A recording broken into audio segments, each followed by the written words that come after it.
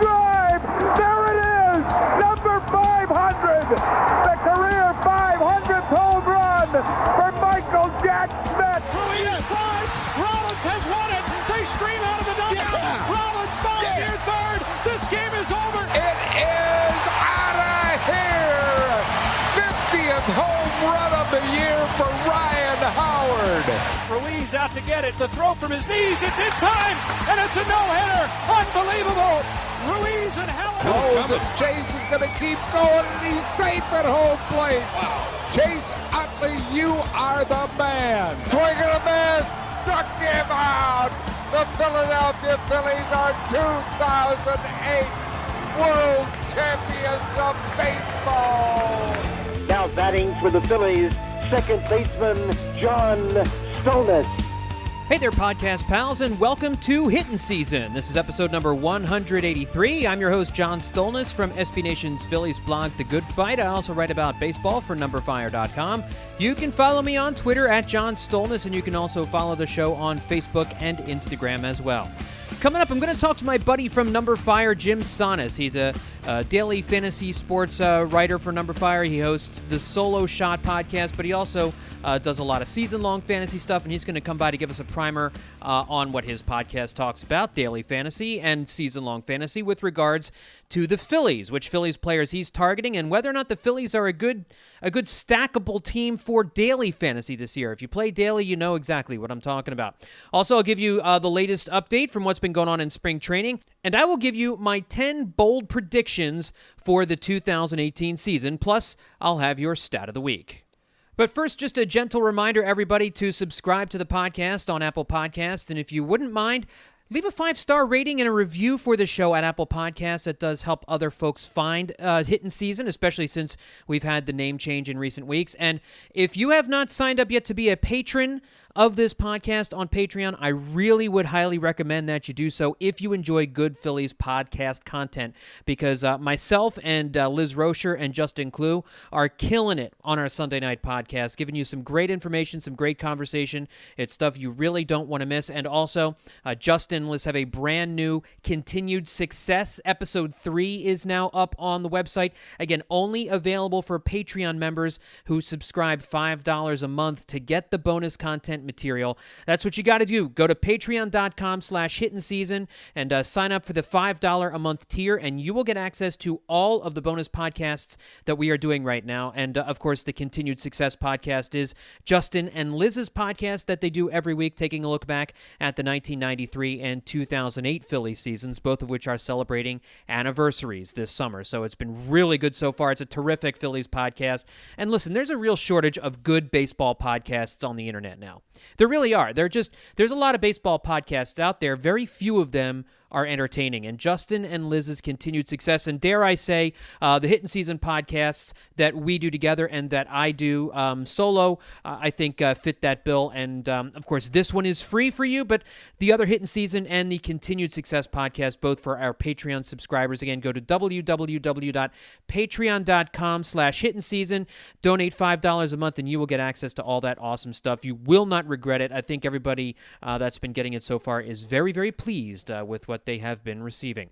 So, let's get into the guts of the show. And leading off, Jake Arrieta makes his spring debut with the Phillies. And, you know, for a guy who hadn't pitched in a game since October 18th, I think he looked pretty good. He was rusty.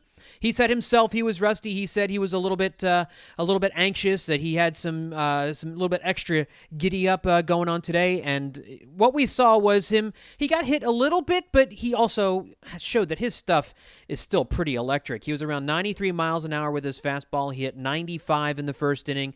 His cutter made a couple of guys look really foolish. He did give up a home run to Miguel Cabrera on what I thought looked like a really good outside fastball. Maybe he got it up just a little bit more than he wanted, but Cabrera reached out and hit one out over the right field fence. Listen, one of the best right-handed hitters of all time takes you deep on a pitcher's pitch. You tip your cap, and it was really all that prevented Arrieta from having a 1-2-3 first inning. He struck out the first 2 batters he faced, and it was just he looked great. It just was fantastic. He threw 31 pitches, 22 strikes, 9 balls. He works fast. The other run that he gave up was on an RBI single by Iglesias on a pitch that was a breaking pitch down and away that Iglesias had to reach out for. It was another good pitch. So really, Arrieta got burned on 2 good pitches. He didn't have his great command, but I think the stuff looked like it's going to play. The stuff is going to play. I think the fastball velocity looks, especially for a guy who really hasn't pitched at all since October. I mean, he's been pitching on his own, but I'm sure he had a little bit of extra adrenaline going, which may account for a little bit of the added velocity, but seeing 95 on that radar gun, listen, if that's what he's topping out at, that's fine, because his other pitches had a ton of movement. And as he works his way into the starting rotation, as he works his way into the Phillies' plans, I probably more like the 3rd week of the season, or at least the 3rd time through the rotation. He admitted after the game that he's not ready to go the first time through the rotation, so he won't be ready the first week, and I don't think that's a big surprise. But I think it might be a little bit of a stretch for him to be ready to go the 2nd time through the rotation. There's no need to rush now. He's here. There's no need to rush him through to get him up for the 2nd time through the rotation as opposed to the 3rd time through the rotation. You're losing 1 extra start. If they get 28 starts from Jake Arrieta this year, or 30 out of 32 starts from him this year, it's a successful season.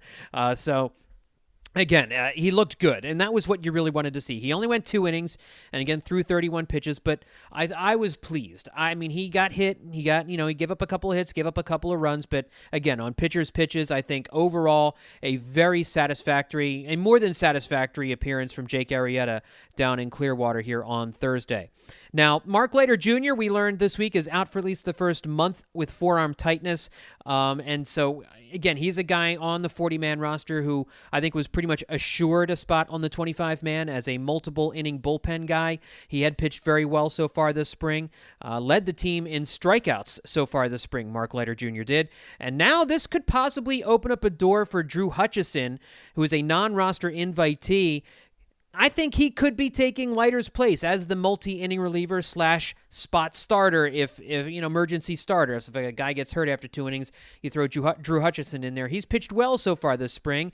Earlier this week, threw 5 innings of 1-run ball, and I think he's making a case to be added to the 40-man roster and added to the 25-man roster to go with the team to Atlanta for the season opener. We also learned this week that Jake Thompson, one of the key pieces acquired from the Texas Rangers in the Cole Hamels trade back in 2015, has been full-time transitioned to the bullpen. He's no longer going to be a starting pitcher with the Phillies, at least, which is, in a way, a little disappointing because he was the top pitching prospect that came back. The way it's looking now, Tom Eshelman will probably turn out to be the more effective major league starter throughout their careers, but what we have been hearing out of Clearwater is that Jake Thompson's slider is playing like a swing and miss pitch now. And he has a fastball that doesn't get thrown very hard, but if he's not starting, if he's throwing fewer pitches, maybe he gets an extra mile or 2 an hour velocity on that fastball, and that slider will play up even better. Because his 3rd and 4th pitches just weren't good enough.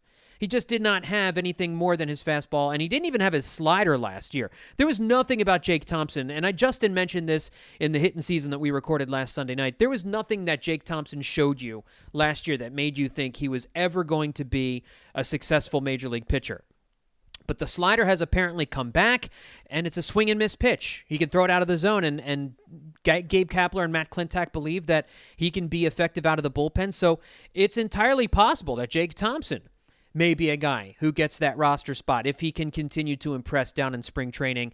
Although my guess is that they probably want to start him in AAA. If they're now just moving to a bullpen transition, that they might want to let him kind of work his way into that kind of a role in AAA, where he can get regular innings, because I just don't know how many regular... He'd be sitting behind 5 or 6 other relievers in the Phillies bullpen. I just don't think he'd get all that much work. But again, a little disappointing that a key piece in the Hamels deal is being downgraded, although again, we have seen relievers. If you can be an effective reliever in this league, you can actually provide quite a bit of value to a team. You can be, a 2-win above replacement player, and I think the Phillies would be more than thrilled to get that out of Jake Thompson.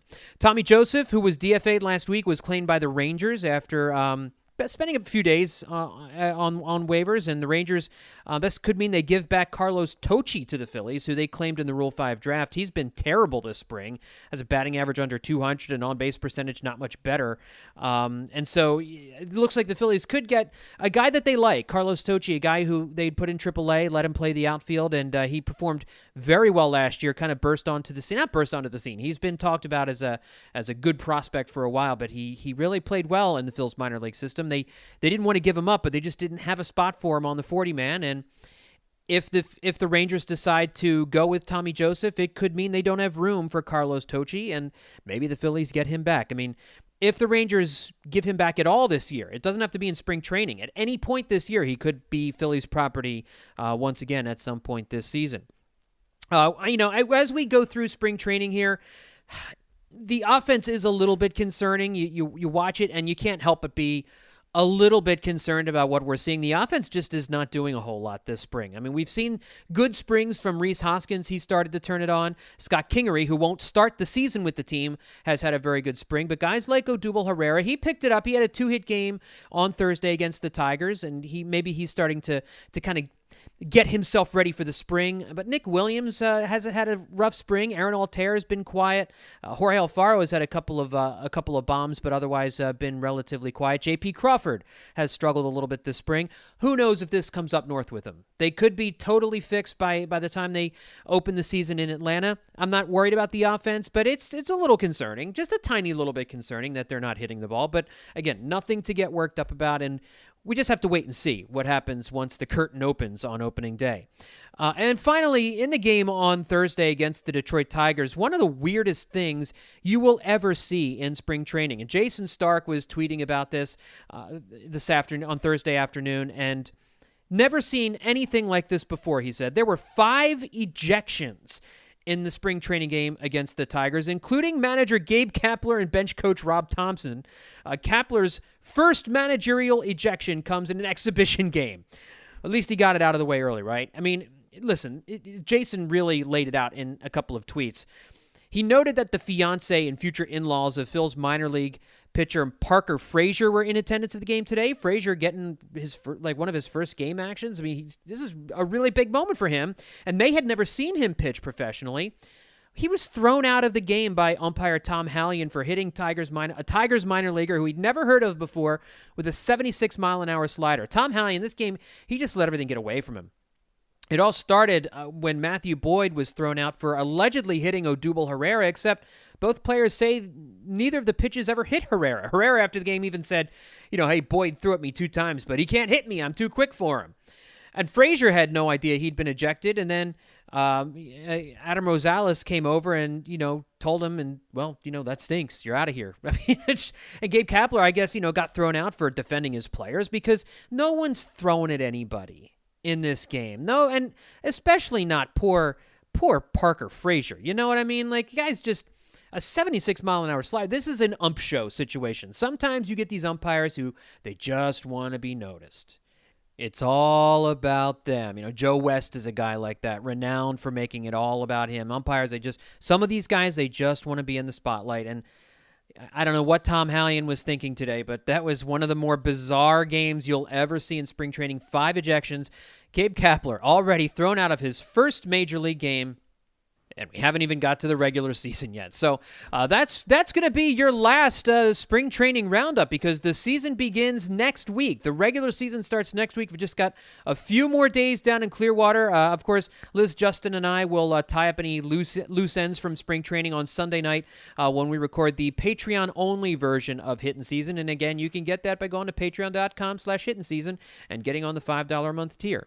This ball is out of here. Well, we don't talk about fantasy baseball a lot here on Hittin' Season, but you hear me intro myself at the beginning of every podcast, and you know mostly that I write about the Phillies for The Good Fight, and you know that I do this podcast, but I don't know. I always mention numberFire.com at the beginning of the newscast, but I don't talk a lot about my fantasy baseball work on the podcast. It's mostly about the Phillies, but figured it'd be now that we're just getting people finishing up their fantasy drafts. We're about to get into fantasy season. I have my fantasy draft coming up on Sunday afternoon that I'm doing, and looking forward to that. And one of my great coworkers, my colleagues at numberFire, one of the best in the business is Jim Stolnis. He is a staff writer for numberFire, and he hosts a great podcast called the Solo Shot Podcast.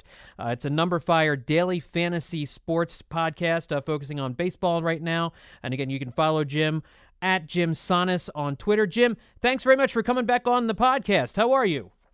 I'm great, Sean. How are you doing today? I'm doing awesome, and I'm excited to talk a little fantasy baseball because we've been doing a lot of stuff coming up here for the fantasy baseball drafts. I guess most people probably have done their drafts by this point, but in case they haven't, you can go to numberFire.com and check out all the stuff that I have there and the stuff that Jim's written and some of our other colleagues. And I know, Jim, you focus a lot on the daily fantasy stuff. So yeah. First, give folks a primer on your podcast and what we do at numberFire for daily fantasy players.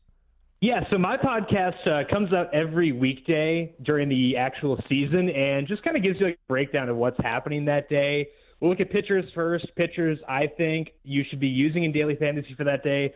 Looking at teams you should target specifically, I don't like to look at individual players because in daily fantasy you want to stack a team, which is using multiple players from the same team. So look at teams that I like for that day from an offense perspective, and then just kind of things I want to watch, whether it be a batting order that I think is interesting for that day, just kind of giving you a general overview of what's on tap for that day. So that's what I've got. And then we got a bunch of other articles on the site. We have a stacks article looking at which offenses you should look at, an overall primer, and then a bunch of tools that the smarter people than me have cooked up at numberFire to kind of help make building a lineup a lot easier. So basically that's kind of the overarching theme is, yeah, we're going to mention some names you should use, but overall we want to let you know why we're using them, what process led us to there, so hopefully you can make those decisions for yourself. You don't need to listen to my, dumb picks throughout the day. Well, why is stacking so important? I mean, why not just get individual players and fill up a lineup that way? Why does stacking make sense?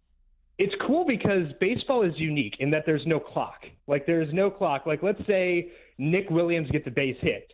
That means the expected plate appearances for Rhys Hoskins in that game goes up. Every time that someone gets a base hit, you are getting more volume for your players. So if I have Odubel Herrera, Rhys Hoskins, Nick Williams, Carlos Santana on my team, every time one of them gets a hit, it's giving me more expected volume. And on top of that, if Rhys Hoskins hits a grand slam and I have the other guys on my team too, I get points for the run scored and for his RBI. So you're double dipping. So it makes sense anecdotally. The data from 2017 backs it up too. Your team will score more if you have a 4-player stack on your team than if you have a 3-player stack, and on and on and on. So anecdotally, it makes sense, extending the game, getting more volume, but also the data backs it up too, which makes me very happy. Interesting. I didn't think about it that way. That makes a whole lot of sense. And I think we're going to see maybe some more Phillies stacks this year because even though the offense has not done so well here in spring training, I'm not overly concerned because they're spring numbers, and Rhys Hoskins is looking really good, and I think Carlos Santana's hit the ball well while he's been down there. But a few guys have struggled, and overall the offense hasn't exactly been churning out the runs here in the spring. But again, it's spring training, and so you don't really get too concerned by what you see down in Florida. But there are some things that you can look at as far as statistics and maybe some peripheral stuff, some secondary stuff with players that can make you feel better or worse about how they're going to do that season based on what you see in spring training, right? Yeah, 100%. And you nailed it right by saying peripheral stats. I'm not going to look at some guy's ERA and kind of use that as an expectation. You were looking at strikeout rate, and then probably strikeout rate after you look at that for both batters and for pitchers, because it's a stat that stabilizes very quickly. According to Fangraphs, after 60 plate appearances, you can have faith in the guy's strikeout rate. So let's say Rhys Hoskins did struggle. Let's say hypothetically he did go down to spring training and struggle, and he was striking out a lot. We know Rhys Hoskins is not a hitter who strikes out a lot. that would be a pretty serious deviation from what we've come to expect. And if I saw that, I would get pretty nervous about it pretty quickly. But if he were not having success, like let's say he wasn't getting on base a whole lot, but he wasn't striking out a ton, then I wouldn't worry at all. It all comes down to strikeout rate. Walk rate also will stabilize quickly in spring training, and isolated slugging. So extra base hits are things you want, but I don't worry too much about singles, honestly. If I'm looking, I try to look through box scores every morning, and when I do that, I don't really care if they got a single. I just want to make sure they're not striking out a ton. Maybe they're getting some walks. Stolen bases certainly do help too, but isolated slugging and strikeout rate are the two big things for me. Well, what do you think about the Phillies offense this year as a stacking team? Obviously, it's going to change from day to day depending on what pitcher they're facing, what ballpark they're playing in, but just as a whole, how much better do you feel about the offense this year as opposed to, say, like last year when Michael Saunders and Howie Kendrick and Tommy Joseph were in the starting lineup every day? I may or may not have used Michael Saunders once or twice early in the year. Before it was apparent he had totally just died. So nobody saw that corpse coming on. I mean, everybody thought he had a pulse at least, 100% unpredictable, yeah. But I think that this year, the thing that I like about the Phillies is that they have a good mix of power and guys who can get on base, which when you have guys who can get on base, again, it's providing some oomph in front of guys or providing some extra oomph in plate appearances of Rhys Hoskins. If he has guys to drive in, Carlos Santana is amazing as far as a table setter to get guys on base to bolster things for Rhys Hoskins. And I think the thing that I like about the Phillies too is that they kind of have guys I like depending on no matter what handedness of pitcher they are facing. Like Hoskins, you can use whenever. Yeah. Carlos Santana, you can use against righties in those parties. He's still good against lefties, but his power is better against righties. But then you look at the outfielders. Nick Williams had some hard hit rate last year against right-handed pitching. Struck out quite a bit, so that's definitely something that bothers me. But, I try to target pitchers who don't strike a lot of guys out, which mitigates that concern. So Nick Williams against a right-handed pitcher, I can get behind that. But if they're facing a lefty, Aaron Altair, same thing. He's got some pop. So I like the Phillies kind of no matter what handedness of pitcher they're facing. I prefer them against righties because Santana's better from a power perspective against righties, and I do like Nick Williams a lot. But, I mean, if I have to use Aaron Altair, I'm not going to complain at all for a second.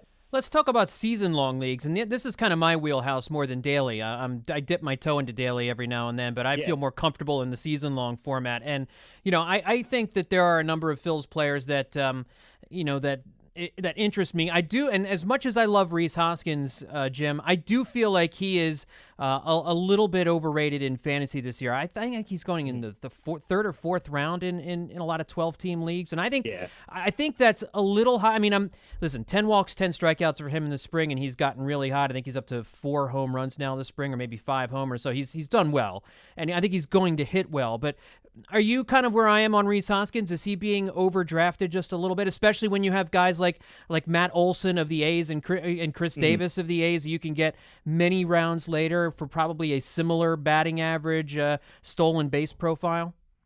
I think the reason that I tend to be a bit higher on Hoskins is I really do put a lot of value in strikeout rate. And Hoskins pretty much at every stop has never been a high strikeout guy. Very much, yep. And what that says to me is that he has power, but he also doesn't strike out a ton, and that combination is just so tantalizing.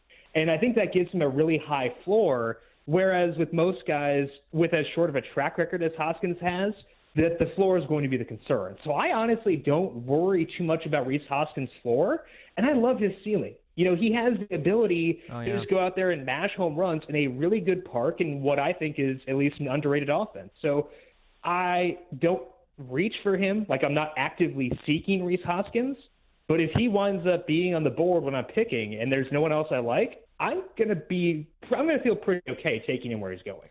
What other players in this offense would you be buying the most stock in season-long fantasy this year?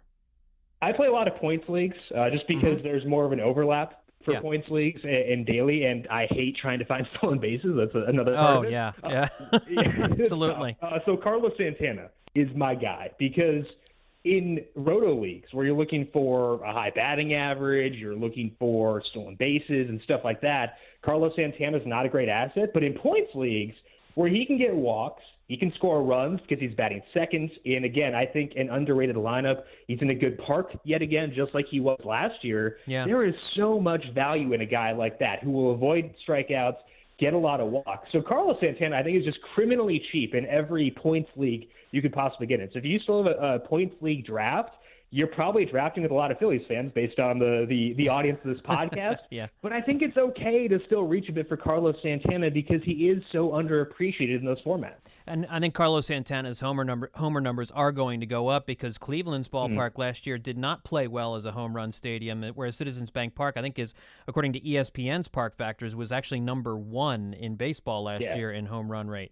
How big an Aaron Nola fan are you this year? We talk about him a little bit on Twitter, and I know you like the Aaron Nola. How big of an Aaron Nola fan are you this season? So I've made a fool of myself because of Aaron Nola in the past. I jumped really hard on the bandwagon 2 years ago before he got hurt with all those elbow injuries. Yeah. And the reason that I made myself look stupid is because I compared him on Twitter to Jake Arrieta, which is kind of funny now given where Jake Arrieta is playing. But I do see a lot of similarities between the current Aaron Nola and the Jake Arrieta, who was awesome back in the day. Like Nola gets a lot of strikeouts, or at least a good number of strikeouts. That went up last year with the little velocity uptick that he had. Doesn't walk a lot of guys, and he does not allow hard contact. And those are kind of the 3 pillars of being an ace. Like, he's not quite at the strikeout rate you need to be an ace. He's not quite at the walk rate you need to be, but he is very close. And so I love Aaron Nola. And watching him honestly makes me so happy inside that I kind of am happy to draft him because I get an extra excuse to watch him pitch. Yeah. But I think that's what I like about him. He does bring, as long as he's healthy, that's always the caveat with Aaron Nola. Yep. As long as he is healthy, he gives you a high floor and also a pretty enticing ceiling.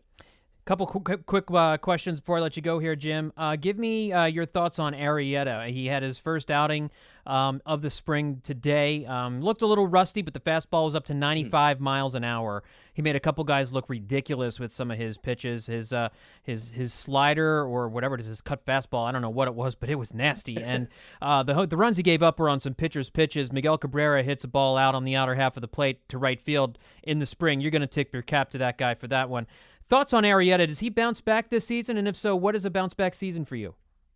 Yeah, so we were talking about the pillars of being an ace for Aaron Nola. And Jake Arrieta, when he was really good, had all 3 of those.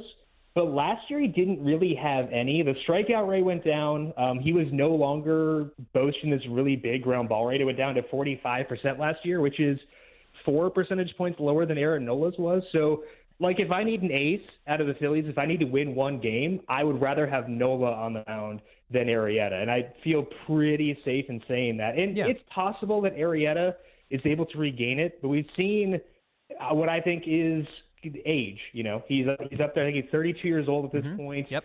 We've seen the ground ball rate go down, and now he's moving to a park that is much better for offense. He no longer has the Cubs defense behind him. I don't really foresee a big bounce back for Jake Arrieta, but that doesn't mean the contract the Phillies gave him, given the fact that he is above whatever else would have been out there had they not signed Arrieta. I think it was a good signing. I just don't think he entices me too much for fantasy. Do you think a 3.3 ERA, something like that, 8 strikeouts per 9 is possible, or do you think is that too optimistic? I think it's very possible. If he is able to regain some of the quote-unquote stuff that he had 2 years ago, I just don't see that as being the most likely scenario. It's also possible it could skew the other direction. So I view him as being a guy who has kind of this wide range of outcomes where he could have that 3.3 ERA, or he could, trip up to 4 or so with the change in park, with the change in defense. I would expect he winds up somewhere between there, personally. A little bit higher ERA than he had last year, which is 3.5 something, I believe, but still being a useful pitcher, especially for a team that needs someone kind of that ilk. Last question for you. Give me a Phils player you like as a late-round sleeper in season-long fantasy. Yeah, I think that there's value in trying to look at situations that are ambiguous, and I view the Phillies closer situation as being partially such. Very much so. But with Hector Neris, let's say we assume that he winds up being their closer. He's a good pitcher, an objectively good pitcher. He gets strikeouts, which, again, you like, and he has the potential to be a solid closer if he can hold down that job. Again, with the moves the Phillies had made, I don't want to, overhype them or sound like I'm pandering to the crowd here, but, they've made a lot of good moves that have made their team better. And when that happens, you increase the expected save total for the closer. So if Hector Neris are able to nail down that job, I would say he could be a really solid late-round guy. Now, the ambiguity is going to keep his price down. It means you can't reach for him necessarily because there is a lot of risk there. I'm willing to do that under the hopes that he winds up getting that closer job because I think there's a lot of value in that. But, with Gabe Kapler being as smart as he is, maybe this doesn't wind up happening, and that may be the detriment, which is weird to say. But I love the way he manages. I just hope he's a little bit inefficient here, so I can get Hector Neris in that closer role. I'm doing a piece coming up here right after we're done with you. My next segment, I'm giving my 10 bold predictions on the Phillies season, and it involves the Phillies closer situation and the numbers that I think they're going to get to. I think you're kind of you're right to be a little concerned. I think Kapler is one of those guys that's going to use the best pitcher at that particular time. He's not really concerned about saves, which is what we've been crying for a long time. And I wrote a piece for numberFire this week where I identified a couple late-round sleepers, and for me, it's Jorge Alfaro at the catcher position. Yeah. I think he's going to have a good power season. Again, I don't think he's going to give you much for average. He's not going to give you much for on base, but he might drive in some runs, and I think he's going to pop 20 homers this year. I think that's well within his wheelhouse. And I actually read that piece, too. And I think that the big thing that you mentioned for Alfaro is he's going to play. And It's so hard to find catchers that late who are going to play often that it does give him value. So I'm totally on board with that one, too. Like, I just want to find volume if I'm going that late for a catcher. I expect him to get it. They should be giving him as many plate appearances as he can handle. And so I'm on board for sure. Absolutely. Well, Jim, we are just getting started here, and you're just getting started with your Solo Shot podcast. People can go to Apple Podcasts and subscribe to that. Make sure you do that if you're into daily fantasy, and even if you're just into listening to the sound of Jim's voice, because he's a heck of a good guy. And you can read all his stuff at numberFire.com. Follow him on Twitter at Jim Stolnis. Jim, thanks so much for coming back on the podcast. I appreciate it. Thank you, John, for giving me an excuse to gush about Aaron Nola. I will take that every time I can get it. We are here for you every time. This ball is out of here. Well, at the top of the show, I promised you 10 bold predictions for the 2018 Phillies. And before I go any further, just to lay it all out on the table, I did the same thing before the start of last season. And as I went back and looked over my 10 bold predictions for 2017, it was pretty much a joke. No, Jared Eichhoff did not make the All-Star team, as I predicted, and Philly starters did not finish among the top 7 in strikeouts per 9 innings, and Aaron Nola was not sent down to AAA at any point last year, and a Philly starter did not pitch a no-hitter, and the Phil's offense was not the victim of a no-hitter last year. Aaron Altair did not hit 20 homers, but at least he came close. I was close on that one, but it didn't happen. Odubel Herrera did not have a 20-home run, 20-steal season, and Jorge Alfaro was not the everyday starting catcher by August 1st, and Roman Quinn, this was egregious, was not a Rookie of the Year finalist. The only one I got right, the only one from last year, was that Rhys Hoskins would prove he was for real. So, I mean, if I'm going to go 1 for 10, it might as well be the most important one, right? Okay, so with all that in mind, having disclosed that, here are my top 10 bold predictions for 2018, and these are bold predictions. So, I mean, the level of probability, as you saw from my 2017 predictions, is really quite small. Number 1, Vince Velasquez will pitch 150 innings for the Phillies this year. This is honestly the prediction I'm least confident about, but I think he's looked decent this spring, 3.48 ERA. He's got a 12-3 strikeout-to-walk ratio in 10 1/3 innings. He's looked pretty good. I think he still is going to have trouble going deep into games, but the Phillies aren't looking for him to go 7 to 8 innings every time out anymore. With their deep bullpen and the way that teams use starters nowadays, I think 5 to 6 good innings is all they really need from Velasquez. Now, 150 innings doesn't sound like a lot, but it is bold when you're talking about Velasquez. His career high in innings is 131, which he did 2 years ago. Last year, he managed just 72 innings. He's got a Tommy John surgery in his past, and he is injury-prone. But I think the Phillies are committed to giving him a real shot in the rotation, and I think if he can stay healthy, he'll cross the 150-inning barrier this season, so I'm making that a bold prediction. It's the one, again, I'm the least confident in. Number 2, Maikel Franco is replaced by Scott Kingery in June. Could be sooner. It depends on how much time the Phillies want to give Franco. Listen, I know he's got a new stance. There have been times this spring where the swing looks good, but I'm not convinced he can hit the ball in the air enough in order to be productive. He hits the ball hard, but it's on the ground too much, as you heard me talking about with Jason Stark last week. And we saw Scott Kingery hit 4 bombs this spring. He's going to be sent down to the minors at some point. The competition, the level of pitching against whom he hit those home runs leaves a lot to be desired, and there are things for Scott to work on down in the minors. They want him to learn how to play third and short more. That is something that he can do in AAA and that he will do so that when he comes up, he'll be better at third base. His defense has been a little bit shaky at third when he's played it in the spring, and that will give the Phillies time to see if Franco is going to continue to be an enigma or if he's going to be a part of the 2018 season and Phillies seasons moving forward. I'm skeptical. I'm not convinced Franco can do it. As a matter of fact, I'm doubtful that he's going to be able to do it, and I think Kingery is nipping at his heels and will be the team's everyday third baseman after the first 2 months of the season. Bold prediction number 3, Jorge Alfaro will hit 20 home runs this year. He's going to start 120 to 130 games this season. And I think he's going to get about 500 to 520 plate appearances. I think he can hit 20 home runs out of those 500 to 520 plate appearances because he's not going to walk much. He's only going to walk if you get 5% walk rate from Jorge Alfaro this year, you should be over the moon. And he's going to strike out 30% of the time. That's just who he is. The batting average is not going to be high. The OBP is not going to be high. But I think here in his rookie season, Alfaro will hit enough mistake pitches to total 20 home runs, and he'll be one of the few catchers in baseball to total 20 home runs. That's a valuable thing to have. If his defense is pretty good, if he can learn to frame pitches pretty well and hit the ball out of the ballpark a little bit, I think you're looking at a guy who will get off to a good start this year. I think his other offensive numbers could be a little scant, but I think you can count Alfaro in for 20 home runs here in 2018. Bold prediction number 4, Thomas Eshelman becomes the number 5 starter by July. I was more convinced about Jared Eichhoff having a bounce-back season this year before the lat strain. I'm less confident about it now. Eichhoff won't make his season debut until sometime in May, and then we don't know what we're going to get out of him. Hopefully he comes back strong. And I know I said that Vince Velasquez was going to pitch 150 innings this year, but there's a chance he won't. And I'm also not sure how long Nick Pivetta is going to last in the starting rotation. I've got a great stat of the week regarding Pivetta at the end of the show, so don't let me forget to tell you about it. He's a swing and miss guy. He does generate a lot of missed bats, but he also just gets himself into trouble all the time. The team I know wants to give him a shot, but given Velasquez's injury history, Eichhoff's current status, and the uncertainty of what the Pivetta, Ben Lively, Zach Eflin trio will do, I think Eshelman will work his way into a rotation spot by the middle of the season, let's say late July. And I think he'll be pretty good once he does.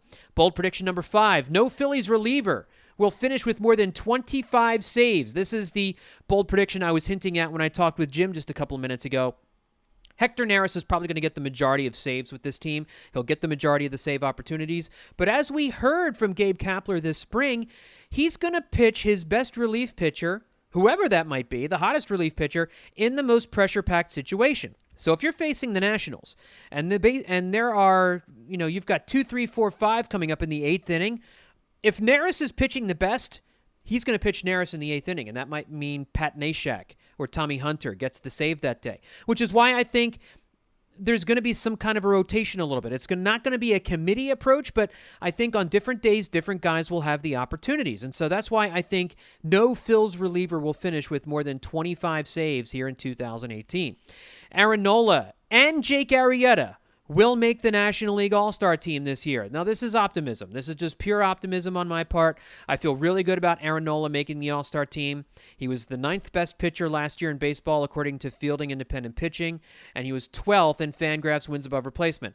That's a guy who's going to the Midsummer Classic. I think we all believe that Nola is going to take another step forward this year. A spot on the NL roster is, I think, almost a virtual lock. The Jake Arrieta part here is the wild card because we simply don't know what we're going to get to start the season. He was rocky in the first half last year, a 4.35 ERA in 101 innings. He was great in the second half, a 2.28 ERA in 67 innings. And we got a glimpse of him on Thursday, but other than that, we haven't seen very much of him in spring training. But I think that, the fact that he has a track record, if Arrieta is pitching well, which I think he will here in the first half, I'm optimistic Arrieta will pitch well. he'll go to the All-Star game. And I think the Phillies' top two, I mean, we talked about it with Justin and Liz on the Sunday night podcast. MLB.com ranks Nola and Arrieta as the 9th best starting pitching duo at the top of the rotation in baseball. That, to me, is a duo that is going to go to the All-Star game in Washington, D.C. later this summer. Which one are we up to here? We are up to, let's see, there's, that one's number 10, that one's number 9, number 8. So we're on number 7 here. Bold prediction number 7, Scott Kingery will get more Rookie of the Year votes than J.P. Crawford. The hype train for Scott Kingery is real, folks. FanRag Sports' John Heyman quoted a scout on Thursday in a piece that said Kingery was already, quote, the best player on the Phillies. Rhys Hoskins looks around wondering what the heck this guy is smoking. ESPN's Buster Olney last week tweeted an MLB executive who said Kingery was, quote, Dustin Pedroia, but with more talent. Wow. I do think that when he arrives in the majors, I think you're looking at a rookie season somewhere around, 260, 320, 450 slash line. I think he's going to hit pretty well. He'll play good D. I think he'll hit 10 to 15 home runs this year in the 4 months that he's going to play probably. I think he's going to make a good impression. I also expect a bit of a down year offensively for J.P. Crawford this season. I think it's going to take him a little bit of time. So I'm thinking like a 250, 340, maybe even a slugging percentage under 400 for him this year. And I think Jorge Alfaro will, again, with the 20 home runs, I think he'll get some notice, but I think his other numbers will be poor to the point that he won't get any Rookie of the Year votes. But I do think Kingery will probably be the most balanced of the 3 players. Even if he only plays 4 months, I think he would get Rookie of the Year votes, at least more Rookie of the Year votes than either J.P. Crawford or Jorge Alfaro this year. Bold prediction number 8. Again, I talked about this with Jason Stark last week. I think the Phillies trade for Cole Hamels this summer. I think maybe they make a run at a guy like Chris Archer, but I think Cole Hamels is coming back. I think the Rangers are going to be bad. I think Cole Hamels will bounce back and have a good 2018 season. He's in the last year of his deal, so as a rental, I just don't think he's going to cost you all that much in terms of prospect capital. And so I think it all is adding up to the Phillies going out and trading for Cole Hamels later this summer. Bold prediction number 9. Rhys Hoskins will be a top 7 MVP candidate this year. I wanted to make him a top 5 candidate. I just couldn't do it. I think top 10 isn't quite bold enough. So I split the difference and I went top 7. We've seen what he's done this spring. 10 walks, 10 strikeouts this spring. He's got, in his last 5 games, he's 6 for 15 with 2 doubles, 2 homers, 5 walks, and 2 strikeouts. He just looks locked in. He's going to be a guy who hits a lot of home runs. He's going to get on base a ton. He's not going to be great defensively, and that's going to hurt his wins above replacement value, which, of course, will hurt his MVP numbers. He's going to be an offense-only guy. He's not going to give you much defensively, but that's why I think he'll be a down-ballot guy a little bit. I think he's a top 10 guy, and I'm going to say top 7 just to be bold, because I think with my 10th bold prediction, you'll see why Rhys Hoskins will get some love. MVP voters love players who help get their teams into the playoffs, and I think bold prediction number 10, the Phillies will make the playoffs in 2018. I have come around on this. I was not predicting them to make the playoffs before now, but listen, we haven't been able to be optimistic about this team in a long time. So I'm going to be optimistic. I'm going to be pie-in-the-sky optimistic. I'm going to say, yes, Rhys Hoskins is a star. He's a top 7 MVP candidate. That is absolutely pie-in-the-sky optimism. I totally grant you that. So any criticism you're going to throw at me, I get it. I know that I'm being overly optimistic on Rhys Hoskins. I don't care. I'm in love with the guy. So I think Rhys Hoskins is going to be a star. I think Jake Arrieta is going to pitch well. I think the Phillies also will add someone at the trade deadline. I think they're going to add Cole Hamels. They might even add another bat at the trade deadline. I mean, and it's like we've talked about, the Pythagorean win-loss percentage of this team, win-loss record for this team last year was 72 wins, not the 66 they actually won. So if you say, okay, this team is 10 wins better with all the additions they made this offseason, and some of the young players getting better, you're looking at 82 wins. If you go out and trade for a Cole Hamels or somebody else or a couple players, you're looking at now maybe an 85, 86 win team. You're in the wild card conversation. Who knows what can happen? I'm just going to say it. I think this team is a playoff team here in 2018 because I look around the rest of the National League and I see teams with holes. I think the Diamondbacks return to the postseason, but I don't think the Brewers improved their starting rotation enough to get in. The Phillies' rotation, at least at the top, is much better. The Mets, I just think, are too top-heavy. If they get an injury or two, they're done. They're done. And the Giants are too old. Jeff Samardzija is feeling shoulder soreness, we found out on Thursday. The Giants just feel a little too decrepit. And the Cardinals look like a pretty good team, but they play in a tougher division, I think. They've got to deal with the Brewers and the Cubs in that division. So that's a tougher place to play, and I think they're going to get dinged a little bit for that. I think it'll be neck and neck between the Phillies and the Cardinals for that last wild card spot. Look, everything would have to go right for the Phillies to pull this off. I get it.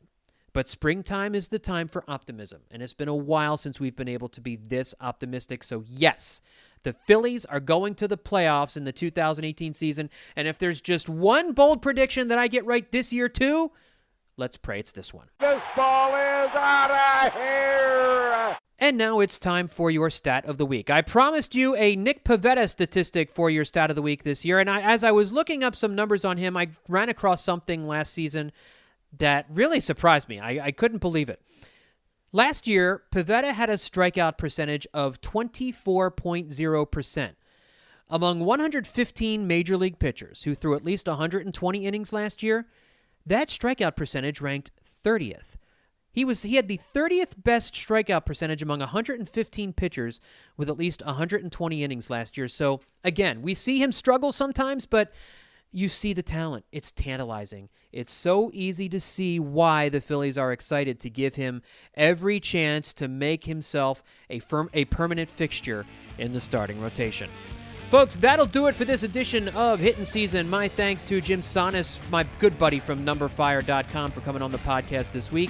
Again, if you haven't done so, guys, please head on over to Apple Podcasts and subscribe to this podcast. Tell your friends about it.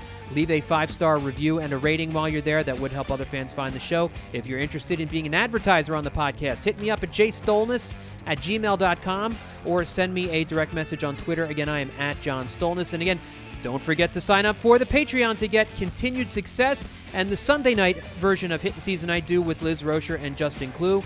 Go to www.patreon.com/hittinseason in order to get all of the great bonus content we are giving you folks this year. Thanks, everybody, for tuning in. We'll talk to you all next time right here on Hittin' Season.